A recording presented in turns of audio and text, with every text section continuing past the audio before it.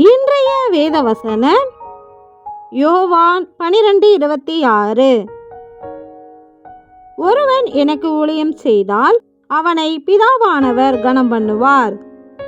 ஆமேன். நாம் நம் கிறிஸ்துவிற்கு ஊழியம் செய்தால் நம் பிதாவாகிய தேவன் நம்மை கனம் பண்ணுவார். யார் கிறிஸ்துவிற்கு ஊழியம் செய்கிறவர்கள் என்றால், ஒருவன் எனக்கு ஊழியம் செய்கிறவன் ஆனால் என்னை பின்பற்ற கடவன் என்ற வார்த்தையின்படி நம் கர்த்தராகிய கிறிஸ்துவை பின்பற்றுகிறவர்களே நம் கிறிஸ்துவின் ஊழியக்காரர்கள். நம் கிறிஸ்து சொல்லுகிறார், இப்பொழுது என் ஆத்துமா கலங்குகிறது, நான் என்ன சொல்லுவேன்? பிதாவே, இந்த வேலையின்றி என்னை ரட்சியும் என்று சொல்வேனோ? ஆகிலும் இதற்காகவே இந்த வேலைக்குள் வந்தேன். பிதாவே, உமது நாமத்தை மகிமைப்படுத்தும் என்றார்.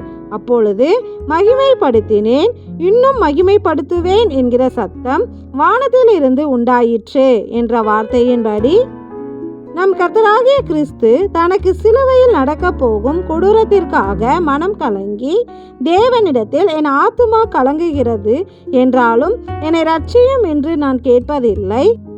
ஏனெனில் இதற்காகவே நான் அனுப்பப்பட்ட காரணத்தினால் உம் நாமம் மகிமைப்படட்டும் என்று சொல்லுவேன் என்கிறார். எனவே நம் பிதாவாகிய தேவன் வானத்திலிருந்து மகிமைப்படுத்தினேன், இன்னும் மகிமைப்படுத்துவேன் என்று நம் கிறிஸ்துவை கனப்படுத்துகிறார்.